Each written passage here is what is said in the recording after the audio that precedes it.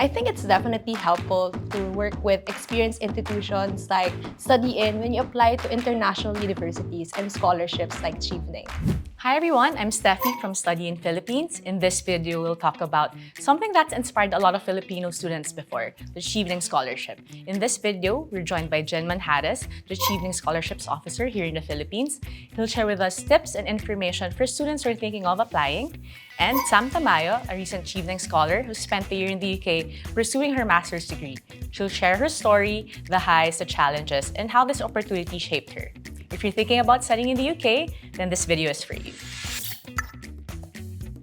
Let's start with you, Jedd. Most of our StudyIn students are really looking for a UK scholarship. What exactly is a Chevening Scholarship and what makes it different from other scholarship programs? Chevening is the FCDO's fully funded international scholarship. Since 1983, it has supported over 57,000 scholars globally. What makes it unique is the freedom applicants have to choose any course at any UK university, up to 3 options actually. Chevening scholars can choose up to 150 plus UK universities, and unlike other scholarship programs where courses and universities are limited, scholars can choose any UK university. So if you have a dream UK university or dream course in mind, definitely this is the scholarship for you. Sam, can you share a bit about yourself and what pushed you to go after the scholarship? I took up an MSc in Prosperity, Innovation and Entrepreneurship at University College London from 2022 to 2023. So at first, I wanted to study abroad just to do better. But later on, I realized it was because I wanted to be better, not just for myself, but also to make a meaningful impact. I love how your motivation evolved from doing better for yourself and to making an impact for others. This type of mindset we usually see with our StudyIn students as well. Now, the question that a lot of people are asking, how did you prepare for the Chevening application? So preparing for Chevening is definitely not for the faint-hearted because the process is very tedious and comprehensive, from writing your essays to applying to different programs. But I think I was able to prepare well for Chevening because I wasn't afraid to ask for help. The Chevening community is incredibly supportive, from the alumni, current scholars, and even your fellow applicants. Everyone is willing to lend a helping hand. From an officer's point of view, how difficult is it to get into Chevening? The application process is intense and competitive. So seeing that we don't allow any endorsement letters and that anyone can just submit their applications online, we received up to 3,500 applications for the 2025 to 2026 cohort. And out of those 3,500 applications, we interviewed about 3% of applications, and out of the 3% of applicants, we are sending about 21 scholars to the UK. So for this year's cohort, the passing rate is approximately 0.6%. Wow, that sounds intense. Can you walk us through the application preparation and what to expect in terms of timelines? So applicants should expect that this is a 1-year process.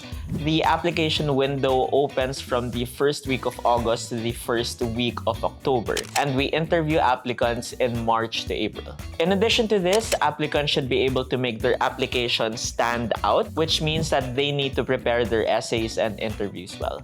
For those who are interested in applying for the Chevening Scholarship and you think you have what it takes, you should start applying by August. So Sam, looking back, what were the most challenging parts of the application process and how did you overcome them? So the most challenging part is definitely the interview portion of the application process. So after being shortlisted, this is essentially the make or break moment of every aspiring scholar. So aside from listing down possible questions and reading in-depth blogs, I did several mock interviews with family, friends, and even Cheveners who provided constructive feedback on how I can frame my answers more effectively.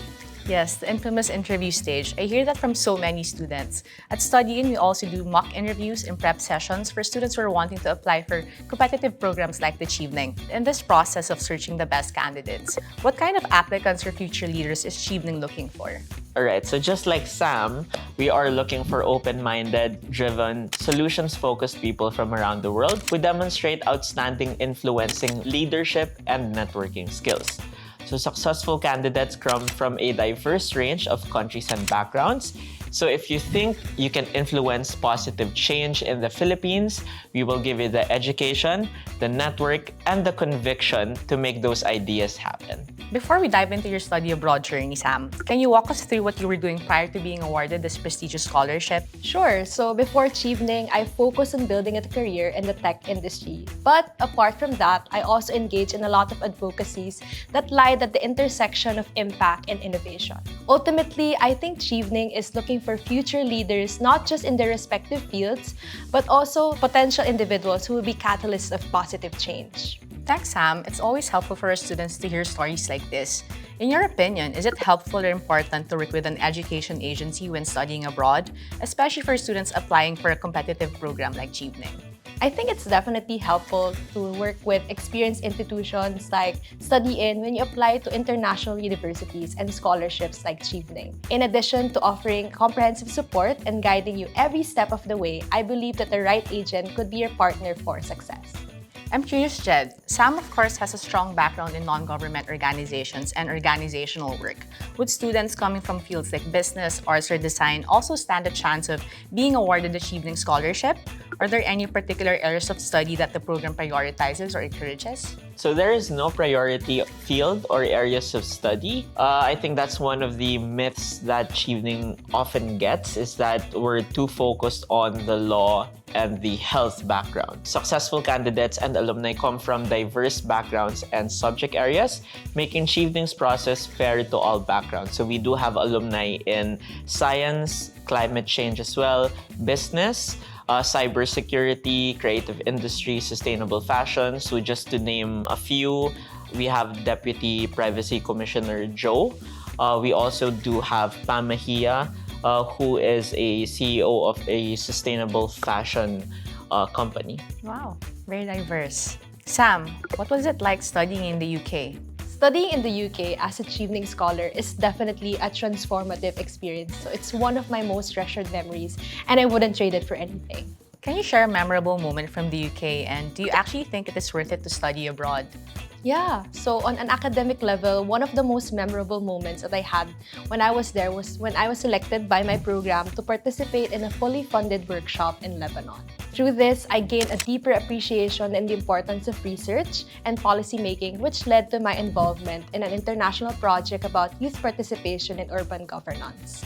But personally, it was really a delight to watch the FIFA World Cup all over London in different pubs. So prior to Chevening, I really didn't have much appreciation towards football. But after immersing myself in this part of British culture, I definitely developed an affinity towards it. So as they say, I'm England till I die. I truly believe that these experiences not only widened my horizon, but also enabled me to discover parts of myself I didn't know existed. In short, it's definitely worth it to study abroad. What a range of experiences, nakakainget. I bet a lot of our students watching this are imagining themselves in your shoes right now. Jedd, how does the Chevening Network support scholars even after graduation? Since our alumni come from diverse subject areas, our scholars are able to reach out to their fellow Cheveners. So once a Chevener, always a Chevener. We have an alumni association here in the Philippines called the Chevening Alumni Foundation of the Philippines Incorporated that make the Filipino Alumni Network feel like family. I guess it's safe to say that the Chevening Scholarship has changed so many lives for the better. Sam, do you think Chevening changed you both as a person and professionally? Yes, so in the development sector, we have this term called wicked problems, and they refer to issues that are very challenging or very difficult to solve. That being said, I believe that Chevening has given me the competence and the confidence to become a change maker to take on these challenges more effectively. From co-creating solutions with the Filipino youth to collaborating with UK-based researchers, I'm able to apply principles like human-centered design and systems thinking and utilize creativity and critical thinking, thanks to Chevening. Love that perspective. It's so true. The skills you develop like leadership, problem solving, and adaptability are things you carry with you forever. What's next for you after Chevening? So now that I'm back in the Philippines, I'm focused on capacitating young people to discover their purpose and make a difference in their respective communities through my organization. Outside of that, I'm working directly with decision makers through initiatives with the ASEAN Foundation and the UN Asia and the Pacific. I'm also proud to share that I've achieved significant milestones such as being named as one of the leading lights in Asia Pacific by Women of the Future and getting recognized in Tatler Asia's Front and Female Awards and Leaders of Tomorrow. Wow, amazing accolade, Sam. Before we end, do you have any final tips you'd like to share to aspiring Filipino applicants? For aspiring Filipino Chevening scholars, there are 3 things I'd like to share with you.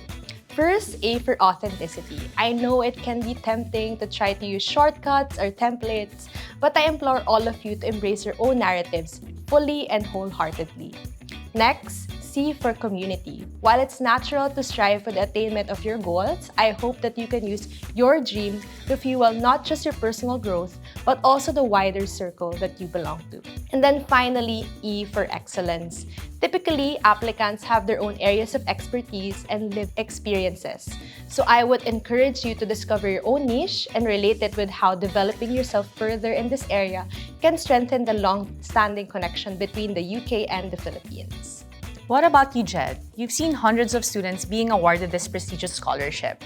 Any final tips for aspiring Filipinos? So it's all about showing us what your overall theme is.